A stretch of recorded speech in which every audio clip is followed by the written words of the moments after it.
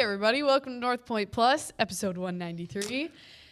We're not laughing this time, but we have been talking for a long time. We just got back from Kenya. I was committed to not starting the podcast by laughing at Sylvia. Somebody, I was going to say, did somebody tell you to not to? Nope. No, but we had, this Sunday was, if you were there, it was a good one. It was crazy.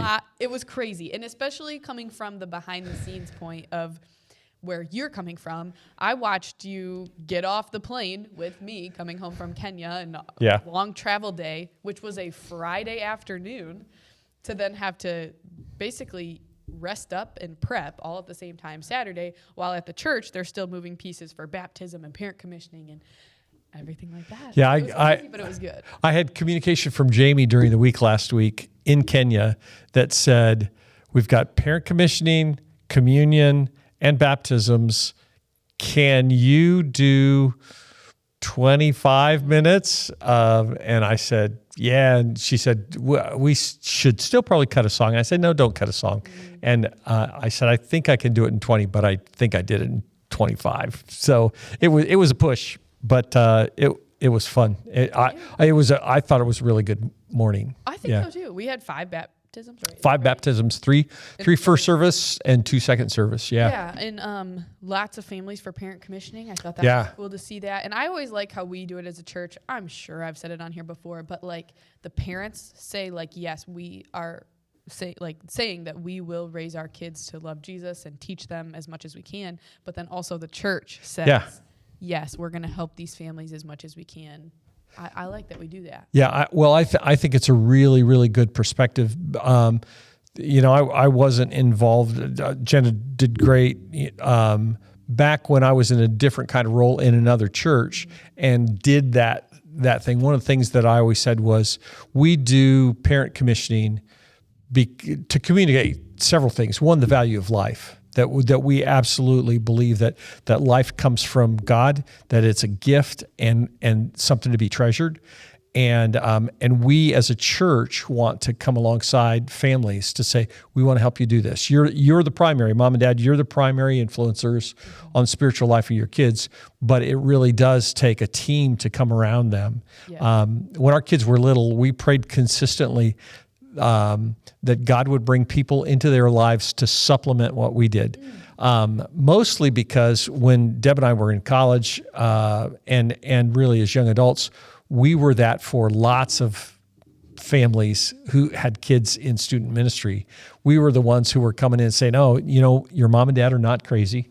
That is a good path. And so because we were able to do that for a whole generation of kids, we prayed that God would do that for our kids as well. And he did. He answered that. He brought lots of really, really good people into their lives. Well, and it's just like, I'm a mom too. It's so nice to be able to talk with people, and then especially like-minded people to be like, is this normal? Yeah. Am I doing this right? Or like, was this crazy? Yeah. And like, that's what I get, especially like from life group, is like every time I'll go to life group and I'm like, this is crazy, right? Like, and they're like, oh yeah, my kids did. They're like, yeah, that's happened. It's just nice to know that you're not alone. Yeah, absolutely. Absolutely. Well, Rick, why don't you, I was going to say too, you did a great job. I think you said that you felt a little rushed on Sunday. But more so just like trying to get the scripture in. You said like, I'm really going to put the scripture in at the end. I think you did a good job though. I thought it matched well, especially because time is running out. Yeah. So you were like, really, you were just speaking truth and you were speaking it fast. And I was like, I think that's great. Like I thought it was good. So, why don't you go ahead and just give like the quick synopsis? Yeah. So Romans 13 is where we were, verses 8 through 14. And really there were 3 things that stuck out to me. It's funny to do probably a 40 or 50 minute message in 10 minutes, but that's really kind of where I was. The first was love one another. That was really the first takeaway. And what was funny to me, or funny, interesting, whatever, is in teaching that text, it reinforced how that theme is consistent through Romans 12, Romans 13, really from Romans 8 on, there is this theme that we are a body that that we need to love. So I felt at some level like, man, I feel like I've been preaching this for several months. Love one another. But that really is the call. So the second thing is that time's short. There is a sense of urgency, and because time is short, we've got to get rid of the stuff that holds us back. Hebrews talks about the sin that so easily entangles us, betangles us, bejangles us, does something like that. That we need to just let go of that stuff because we don't know how much time we have, and that stuff really does just slow us down spiritually. And so that was the second point. And the third point is clothe yourselves with Jesus, with the presence of Jesus, which I said yesterday. I just love that imagery of that you put on Christ. When we're baptized into Christ. Colossians 3, you put on kindness, compassion, humility, gentleness, all of those things that to me, there's just something very visual about the choice of clothing that we wear each day. Yep. And that we can choose how we respond, that we're not destined to act a certain way. We're not forced to. And so that really was it. I think that something that was really hit home for me is that so many things that we hear over and over again, like you said, yeah. I feel like I keep saying it, but it's the truth, and like somehow we're still not getting it. Yeah. So like I think that makes sense, but I think Donovan said it. I love Donovan. Yeah, I know great. You do too. Donovan Wells, yeah, shout out, right? Woo. No, he's just such a happy guy. But in I think it was his baptism video where he said like, I was just waiting to get right. Like and how many times do we say that in church where it's like, you don't have to do that. Like, come as you are. Like, it's so. Yep. I can't say it in any other way. That right. is what we're supposed to do. But I even remember a time in my life where I was doing that. Like, I'm going to wait until I have more time to start reading my Bible so I can do it every day at the right time and right. I'm more established or until I'm older and then I'll understand it more. Or, you know what I'm saying? Yep. So you do that. And I think you mentioned it too, where it's like, that is a lie from the enemy telling you that like, you have to just wait. You're not quite ready yet. Yep. It's like, what are you talking about? Yeah. And the end result of that is that you end up wasting the opportunity that at whatever level you're at, even if it's just a short time that you spend with God, in that short time, God's going to honor that. He's going to convict you. He's going to begin to make changes in your life. And the more you delay that, the more you miss the blessings, the benefit that comes from what God does, and you miss, in a sense, kind of the compounding interest of your relationship with God. Well, sure. Why would we ever wait to say, right. like, yeah, I'm not really ready to receive that love from Jesus yet? And it's like, huh? Like, what do you mean? Like, it's a gift. It's a great relationship. Like, this is so awesome, that we get to have that and just really thrive with that. But then when it comes down to our end of the relationship, of course it's easier for us to say, yeah, I'll just wait. Thanks, Jesus, for everything you've done for me, but I'm going to wait. Like, no. Yeah. Get on it. Like, this is, I actually just watched a video too the other day where it's like, you ever have that friend or somebody in your life that calls you and all they ever do is complain and it's just all about them and everything that's going on in their life. They never ask like what you like to do or, Yeah. And then they just like, okay, bye, hang up. It's like, well, that didn't really, fill my cup or anything. Wait. And how often is our prayers like that? Yes. Yeah. Deb and I have said there's some people in our lives that we love being with, but when we walk away from them, the last time we did that we were with them, which has been some months ago, I said, do you realize we had a great conversation, great time with them. They never once asked about our lives. They never once asked about what was going on. And they told us all about what was happening with them, with their kids, that kind of thing. But sometimes I think it would be easy for God to feel that way. Yeah. Why don't you just ask what's happening with me and listen to me rather than just saying, oh God, can you fix this? Can you do that? Can you, whatever. Yeah. So I'm going to throw a question at you too that I was just thinking of along the lines of loving one another or loving your neighbor. We've heard this a lot. We know our neighbor, yes, is the person who maybe lives next door, but is also just the people you are around. Your sphere of influence, the people you see, love everyone. So I guess my question for you is is there a line? Where's the line of if somebody keeps hurting you, can you still love them but not spend time with them and choose to distance yourself? You know what I'm saying? What's the line or what's the definition of loving somebody, because we want to love like Jesus and, That it's a great question. And I think I'm going to talk out of both sides of my mouth if I can, because I do think that there are healthy boundaries. That there are some things that you don't. It's not a good thing to put yourself in a place where you are abused. Mm-hmm. Jesus didn't do that, but at the same time, he made himself vulnerable. And trusted God to work through that whole process. Jesus could have fought back multiple times, and he didn't. And so there is this tension in our current culture. I think that there is a tendency to probably say, "Oh no, not going to deal with you." Healthy boundaries. Yeah, you hurt me, so I'm just not gonna have any relationship with you. And I think it probably is more compelling to know our relationship with God is solid. And therefore, I'm going to try and love that person the way that God loves them and be a vehicle that God uses to let them experience God's love and let them come into a deeper relationship with God. It is really easy to say, oh, the pain has been so great, so I'm going to eliminate that person from my life. And I would say, as I look back on my life, there have been multiple times with people where I've thought, enough is enough. I'm done with you. But somehow I stuck it through just a little bit longer. And in that little bit longer time, whatever that was, there was huge breakthrough in my relationship with that person, in their relationship with God.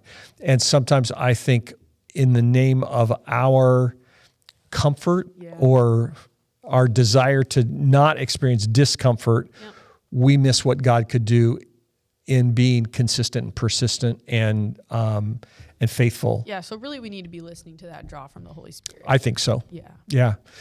And there's no time to wait on that either, because it's, I don't know. I guess in my mind, there really are some people that I can love them, but from a distance, whatever. It looks different for everybody. That's why it's always hard to have that question, especially for you or whoever sits at this table, because situations are so different, and it's you have to figure that out with God and where you're standing. I think it's a really healthy prayer to pray, God, how can I best love this person?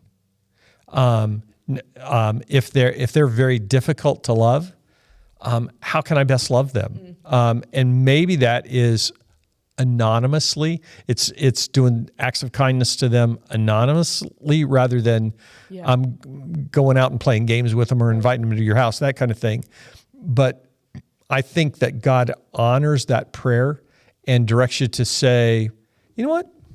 You could buy them lunch even though you can't stand them.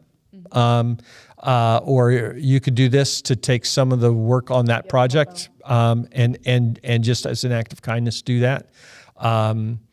Sometimes it might mean, you know what, it'd probably be good to walk away instead of hanging out there and laughing at stuff that you don't want to laugh at. Right. And you know what, too? I think I was even talking to you about this on the trip of just being self-aware. For me, I just want to make sure I'm always being self-aware where, especially if I get annoyed with something, I always want to, be like, I could be annoying to somebody right now. You know what I'm saying? I always try to put it in perspective.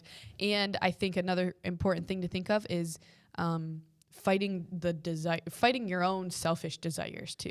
You said with the comfortability thing. Yep. So if you're being self-aware and thinking well, is this a flesh? This is a human Sylvia. Like, well, I'm just not going to hang out with them anymore. Or is this actually like God saying, like, yeah, this isn't for you. Like this relationship, this isn't for you, kind of a deal. And so, I just think that maybe we just got to think about that a little bit more. It's funny. One of the things that didn't make it into the message because of time was in that section about love one another, I had written myself notes to say, well, I actually said it in second service, but I don't think I did in first, that the people that are the hardest for you to love. And I wanted to say, if as you sit and think this morning, you think, oh, there's not anybody that's really hard for me to love. If that's the case, you're probably the one who's hard to love. And so know that other people are being gracious with you. And that's right. The whole self-awareness thing is sometimes we're not as self-aware as we think we are. It's always just a good, putting the feelers out, it's always just a good little reminder. That's all. Anything else that you wanted to say in the message that you can think of right now that didn't quite make it? Well, it's funny that when I did my pre-work on the message a long time ago, one of the sections of scripture that I was going to use was from Acts 20, where it talks about Paul and the Ephesian elders. So Paul plants this church in Ephesus. He spends a couple of years there. He goes away. He comes back to them. And when he leaves after being with them, the scene that describes is really pretty cool.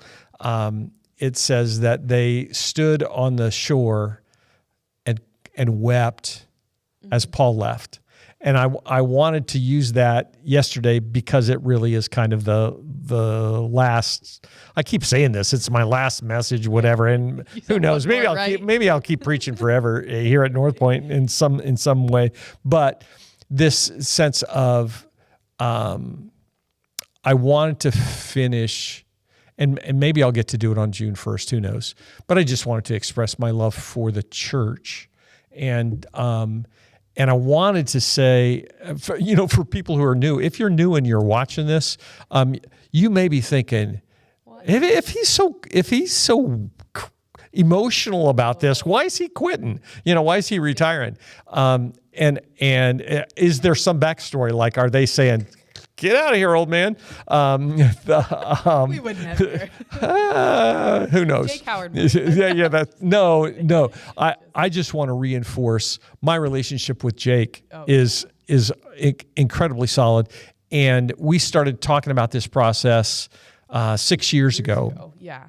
And while I feel like I probably could still lead, and God's not done with me yet, I absolutely believe it's the right time for Jake to step into that role.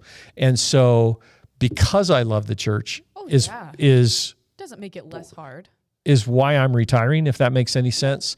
And we love, we love what God's doing here. It's just such a fun thing to see how God is working. And Kenya's a part of that. Going on the trip last week, seeing what's happening there. And my desire in the message yesterday was to communicate what we talked about when we were in Kenya, that we think, we do a Christmas offering. That's good. We celebrate how much it is and think, well, is it making a difference? Kind of, we hope so.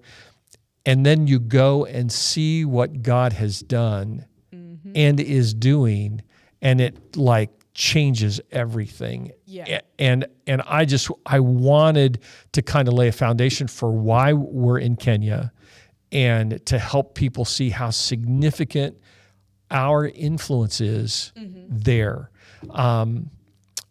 If I can, I hope share this with somebody, because I want Northpointe people to hear this.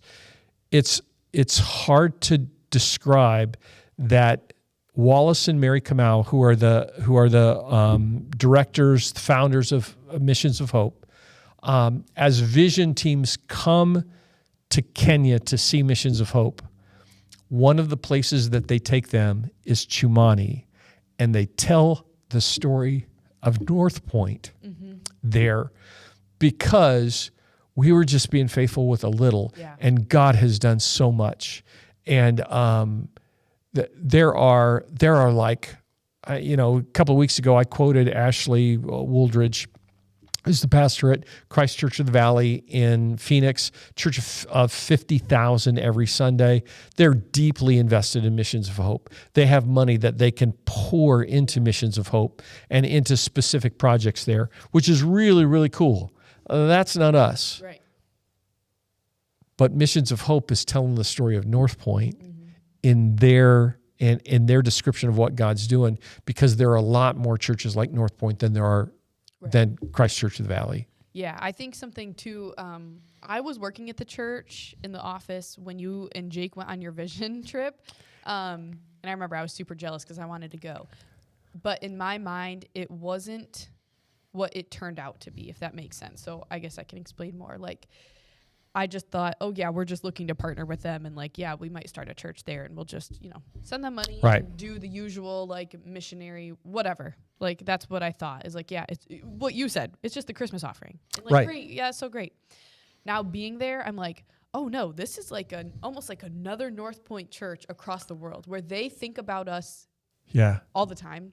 And, like, now we're thinking about them. And, like, we got to go and celebrate in their church service. We got to go be a part of their church service, and all of them wanted to like shake our hands, and they kept saying like, please continue to pray for us. Like, we know you're praying for us. Please keep praying for us. And I'm like, this is a relationship. This isn't, we're just sending money. And like, it's the same thing with the sponsor kids. I've had people ask me like, well, do you think the money's really getting to the kids? I'm like, yes. I'm like, they see the letters. I see the new shoes on their feet. I see the kids with the new uniforms. Like, I'm seeing where these, like, you're listening to them learn to speak in English and communicate at a high level. You know that they're passing their stuff academically. Their lives are being dramatically changed. Yes. And even because I went last year too. You've been 3 times. This is my second time to see how it was last year and being impressed and being like, wow, this is so great, to coming back and being like, oh my goodness, everything doubled. Like, their English is better. Like, there's more teachers, there's more buildings, there's more projects. I'm like, this is amazing. And like, then going to see the home visits where we get to go and talk to their parents. I'm like, and their parents are like, no, this is helping our family. But I don't know if you talked about the 4th grade garden project on Sunday. I didn't, Quickly, it's the 4th grade, they get like a plot. Pause just for a second. So when the school started, it was kindergarten, 1st grade, 2nd grade.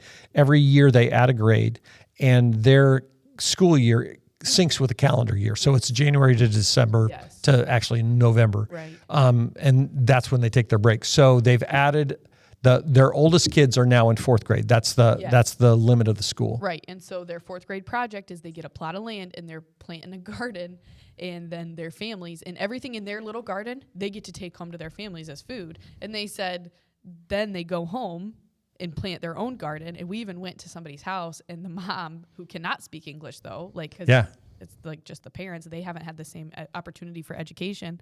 And she's like, oh, he loves his garden at home, and it's providing. And like, and she even just started her own store, and she felt empowered to do that. And I'm like, even in such a small way like that, I'm like, that is important. And just talking to people too about the CHE, like the community health evangelism. Mohi, yes, they love the kids, right? Because it's always the kids. Yeah. Yes, they're getting a school, but also there's a church, and the community is coming to the church. And even if the community doesn't come to the church, though, they're still getting taken care of because they're still pouring into it. Like Pastor Dan, we went to another home where the father was Muslim, and Pastor Dan still talking to him, still checking in on them, seeing how they're doing. He is, I love it in the best way, relentless. He is like, he's all over the place at all times. Yeah. One of the things that, if you're listening to this on Tuesday or Wednesday, Thursday, the interview with the podcast with Pastor Dan is going to drop, and you'll get to know him. One of the things out of my conversations on this trip with him and in learning some of his background, my heart, I hope you see this in terms of over the last 11 years, is that we be a very relational church, that people are real with each other, that they're invested in people's lives, that life groups, we are a church of life groups, not a church who just does life groups. And God in his sovereignty matched us with Chumani and Pastor Dan, and Pastor Dan is so relational, so pastoral.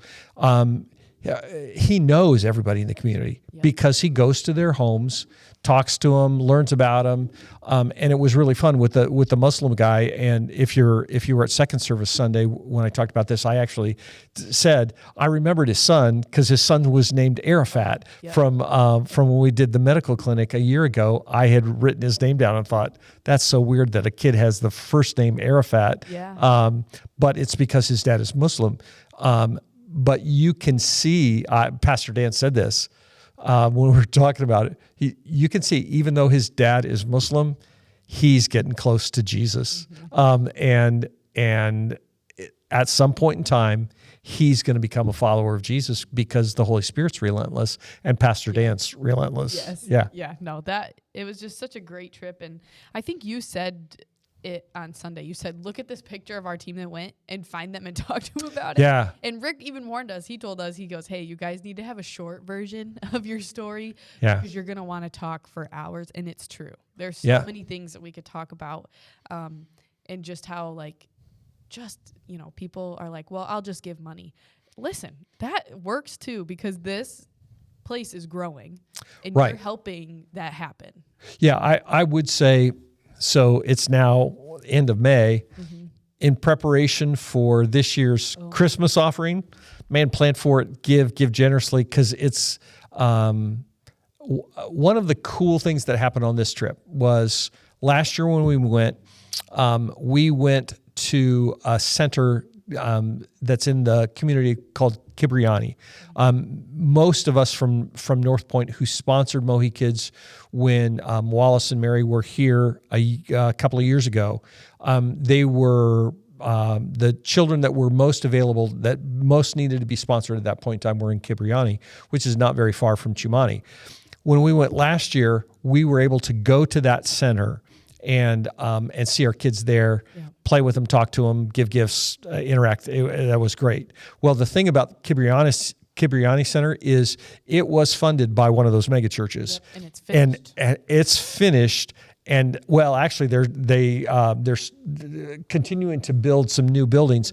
But when they build, it doesn't look like Chumani at all. It's like the difference between Manhattan and rural West Virginia, between the two places. And they're only 30 minutes away. It just, they have finished buildings that look great. Like actual buildings. It is plastered, painted, floors, it's windows. It's a really, really nice place to go to school for kids who are incredibly poor. And it was great for the new people on our trip this year to be able to go and see that in contrast to what it is in Chumani, because what's happening in Chumani is it really is bare bones, functional, that God is using to change lives. And that as money comes in, they want to finish stuff. But Pastor Dan's already saying because of this, the Sunday that we were there after the carnival,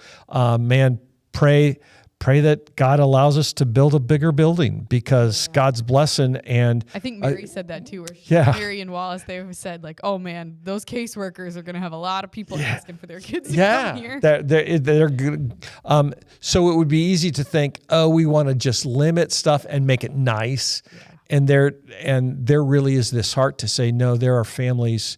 The way stuff works with Mohi is that they have what they call social workers. And the social workers are basically people on behalf of the school who go out and meet families to try and determine who are the neediest kids. Because they don't want to just enroll every kid. They want kids to come to school that would not have an opportunity otherwise. So they know. Like it was really interesting to talk to Mary and Max, who are the social workers in Chumani, and we said, okay, there's this particular student named Sophia or whatever. She has a brother, and Mary would say, yeah, his name is whatever it is. Yeah. Like they know the families. So they have the list of the kids who are in school, and there's about 120 right now that can be sponsored. But then they have a waiting list that as there is space and sponsors available, they would be added to the school as well. Yeah. And it would not surprise me at all in the next couple of years if the 570 is like at 1,000. As the kids continue to grow, as they add additional grades, the school will just keep growing. Which is so cool. Yeah. To be able to see. And guys, sponsor kids. It's so special. So what was it like for you to be with, you guys sponsor three. What was it like for you to be with those three? Well, so last year we only had the 2 from the other school, and it was just cool to see them, and it was fun. It was just so cool to see their personalities really shine.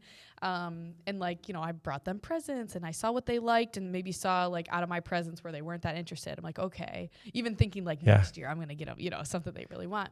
And then we picked up another one when we were there, another sponsor kid. And so this year, to see them again, they're taller, and they remembered me. They were still like a little shy at first, and same kids though, same personalities. Where my little girl is running around crazy, the little boy's a little bit more shy until you start kicking a soccer ball around with him. Then he starts to really open up. And then I was actually telling people, I think I told him that my sport is volleyball, and I love volleyball. And I got him a soccer ball, so we were kicking it out there. And then he picked it up and threw it to me. And he put his hands together like volleyball. And I'm like, does he know volleyball? Are they, there's no way they're learning this at school, right? What the heck?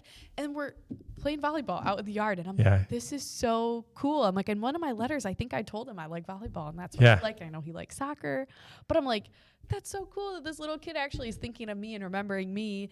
And I'll tell you what, some people are just like, oh man, 3 sponsor kids. Is when we had the money talk forever ago, your messages, when you put your money towards something like that that's special, you don't miss it. Right. It's almost like it's just, I don't even account for it. It's there, and I'm being smart with my money, but I get to have relationships with these kids, and knowing that they're getting taken care of, you want to take care of them all. You want to take care of every kid you see, and that's not necessarily possible, but how cool to have the relationship with these kids, and I get to write them letters all year and then come see them, and it was so special. Yeah, it's funny. One of the things that I think that we all saw on this trip that have been there before, we had a conversation with, in our orientation, with the person who's in charge of sponsorship for all of Mohi. And one of the things they said was, in the app, which is incredible, you can give gifts to your kid, to their family, whatever. And we as Americans think, oh, I want to give gifts. I want to give something really fun. I want to give something extra over and above. And you look, and the stuff that they have there, suggested gifts, are we would say they're pretty boring. A new mattress, shoes, that kind of thing. And the thing that the lady said, the person in charge of sponsorship, was that somebody had come to see their kids, they had given them gifts, but one of the things that they had done, just kind of as a throwaway, was a food basket. And the thing that the student was so energized by, so excited about, was the food basket, and said, my mom is going to love this because because it takes pressure off the parents to give a gift that includes rice and stuff that they couldn't get otherwise. And I think for one of the things in this trip that was different was, I think we all realized that our American mindset is very different than their mindset in Kenya. And we discovered that in part with the carnival. So you were in charge of the carnival. Yeah. Talk about the carnival. I'll talk about it quick, because I know that this isn't necessarily only a Kenya podcast. But so Sue and I were talking about carnival games and what we're going to do. Mohi said, we're going to get a business in Kenya to bring out bounce houses and a trampoline. And we're like, okay. But we didn't know how long it was going to run for, how many people we had to work it. 600 kids. 600 kids, but how are they going to, is it just a free for all? What are we doing here? I've planned Fall Fun Fest here at the church before, so I'm trying to get in that mindset. And I've been there before. I'm like, I know Kenyan kids are different than American kids, but I still want this to be the best that it can be. And so Sue and I came up with like 7 games. We got there. This thing wasn't finished planning until the night before. And Dennis, our guide, like, I don't even know what you call it. Liaison with Missions of Hope. Yeah. He keeps our schedule. He was trying to plan this with me. And I'm like, you do what you do best. He's like, no, you like whatever. We got it figured out. And then when the day came, that's the biggest thing about being flexible when you're on these trips, is because we had 7 games planned, I think. We used 1. So I was ready to have 7 game stations up. We ended up using 1, still with the 600 kids and the bounce house and the trampoline. We had balloon animals and face paint. But I was like, this is enough for them. And like they were just happy to be around the bounce house. And then to be able to get in it, it was just like over the top, and to have face painting and balloon animals. And we had to pivot a lot and move things, and we had to learn as we went. And so like we're moving a lot of different pieces. But something for me is that halfway through, I was just looking at all the kids dancing and having fun. And I'm like, this is enough. And God knew it was going to be fine the whole time. Yeah. So why was I freaking out about it? And I even have been telling people too, why have we done why a carnival when we could have, done more Bible lessons or whatever? These kids don't get to be kids. Like these kids are at home working. Or they go home and they're taking care of business, working on a farm, planting corn by hand, watering corn by hand. And then being at school is their only break, but they're learning and it's focused and it's structured time, which they love. But then to let them run around and get paint on their face and get messy and play games, and I was just like, wow, look at them. And like listening to them giggle just really warms your heart. It was not uncommon. I mean, it's not uncommon for a 6 or 7 year old kid to be taking care of a 2-year-old or even a baby. That's just the way things go, because they're literally fighting to survive. And so everybody has something that they can contribute. And so they have said to us over and over again over the last 2 years, you don't understand that when they come to school, they learn, but they don't want to do anything that jeopardizes their opportunity in school, because it's their opportunity to be a kid. Yes. And to play games and to sing songs and to dance. Something we just take for granted. It's so bad. And they were thrilled. The coolest thing, the carnival was supposed to stop, I think, at 1 o'clock. Didn't stop. And 5 p.m. And so we kind of said, okay, we're shutting it down. Yep. And stood around and talked for a little bit. Then they turn the music back on, and then literally all 600 kids are there, still waiting for turns on stuff, and really for the next 3 or 4 hours, just stood around and danced, and we had a blast. We were dancing with them, having fun, and just letting them be kids. Yeah, it really was fun. Have like a 45-minute walk home, and so we're driving back to our place, and all these kids are leaving, and I'm just like, wow, like, and they're still smiling, and some of them were chasing after our car, like, they just had a great day. So it was a really good time. Yeah, it was just incredibly encouraging to see as we. I'm trying to think when we left, but maybe it was Sunday going to church, to see families walking to church from the community because they don't have vehicles. Yep. But we're in our vehicle carrying the 13 of us, and on each road, path, trail, whatever it was that we would drive through to get to the school from the place that we stayed, you would see families walking, and it was really fun. Yeah, so really fun. Honestly, we could talk for hours. Yep.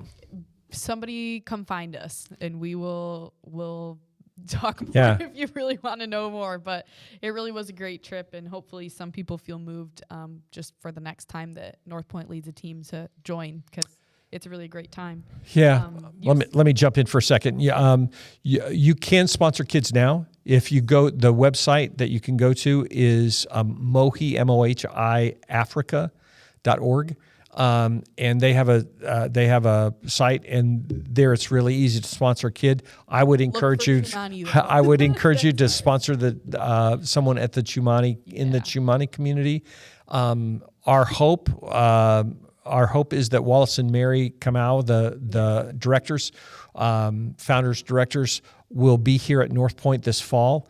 and we'll do a big sponsorship Sunday if that happens as well. But why? You can get started now. It's that's the tie back into the message, the sense of urgency. Yeah, you have a chance to make a difference now. Well, so you did say that somebody did send in a message. We did get a question, yeah. And it was about what areas in the church do you think could really use some help right now? Anywhere you'd recommend jumping in to serve?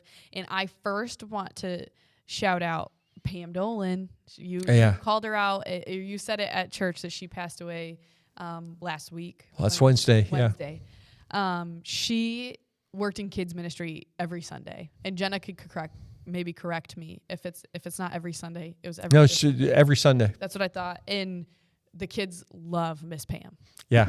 Love Miss Pam. And so this past Sunday was really hard for a lot of kids, noticing that she was gone because she's always there. Yep. And having to tell them. I told my daughter she's in heaven partying with Jesus, but she, like, what an impact that she had on those kids and even other volunteers, the people on staff. Right. She was great. So great. And so I just wanted people to realize that when you're doing anything here at the church serving wise, you're making an impact. Right. Even like I always joke and say, I just hold open the doors, you know? Yeah. But I've had people tell me like, I couldn't do that. Like, you know, it's hard for me to strike up a conversation with somebody and, you know, whatever. But yeah, there's lots of areas that people can help serve. I don't know that there's any place that I would say is in desperate need more than any place else, because there are roles in every area. So you can talk student ministry. We need people who have a sense that want to give back to teenagers and invest in them. Yep. So that's an opportunity. If you talk children's ministry, every week, all the time, we need people to serve in children's ministry. And I just would encourage you, I'm looking at the camera right now, I would just encourage you, if you're going to serve, make the commitment to really jump in and do it and serve every week, all the time. Serve one service, come to the other service, if that's a Sunday thing. But children's ministry from the nursery all the way up through merge through 4th or 5th grade, just such an important time to invest in kids. Yeah. First Impressions team is the people who help with the coffee, who open the doors. We would love to have a team working in the parking lot. Mm-hmm. We don't, because we don't have leadership or the people to do that, and that would be great. As the church continues to grow, we need some people who can just make that first point of contact to show Jesus and to let people know that they're loved as they drive in.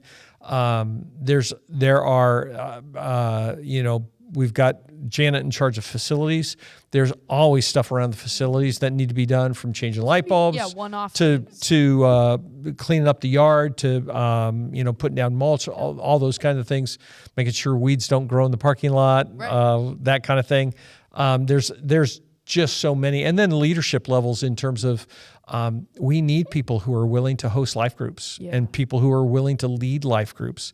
And so that really is the fabric of who we are and what we do. Yeah, I think children's, our men's ministry, women's ministry. I was going to say, Larry Carter said that a while ago, where it's like, if you have a heart for something, or you're like, I really even want to start something, like, come and talk about it. Like that, you could have a really good idea and you can be in charge and you can do that. We'd love to help you, help foster that and make it happen. I've also said before that I've seen somebody said, if you ever think like, wow, the church is really lacking in this area, it's like, maybe you should go serve in the Holy Spirit convicting you. Yeah, right. Like, hey, you might be a good person to fill in that spot right there. Yeah. One other thing that sticks in my mind, that stuff that we've talked about all the time. We have a great team of people who work in the auditorium on Sunday morning, but we need more people, particularly who have a heart for people as they come in. We do worship with the lights down kind of low. Mm-hmm. And if somebody comes in a little bit late, finding a seat is tough, especially for service.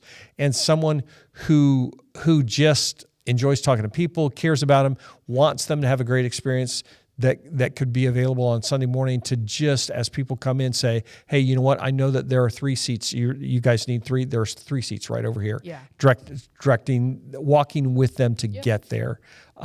People who work with check-in for children's to help new people get their kids dropped off, but also them then in the auditorium where they can connect with some other people. It's just nice. I mean, think about it if you've ever been somewhere new. And it's kind of like, where do I go? What do I do? Yep. All of that. Think if you just had somebody be like, no, it's fine. Like, I've been holding the doors open before, and thankfully my husband Jacob does it with me, and so I can kind of leave him. But I've helped families like, all right, come here, I'll show you. Yep. Like, just be quick, and it's not anything intense, and I'm not making them feel weird. I'm just like, come here, I'll show you. Like, I can leave this for a second, you know? Like, it just helps make things go by easier, and it makes them more comfortable. Yeah, it really is the difference. If you go to a store, like if you go to Home Depot or someplace like that, and say, where are the whatever it is, and it's one thing for the Home Depot person to say, oh, that's in aisle 17 on the third shelf up. It's something else for them to say, it's in aisle 17. Let me show you where it is, and walk you right there. Completely different kind of experience, and to have people who are able to say, let me go with you, let me sit with you, let me help you go pick up your kids or whatever, is just a great thing. Yeah, so guys, message the office. We'll that's right. I'll figure it out. That's right. But thanks, Rick. I know this was kind of a longer podcast, but hey, we're good stuff. Yeah, it's all good stuff. So it's worth it. But thanks everybody for watching. Like, share, subscribe, all that good stuff, and we'll see you on Sunday.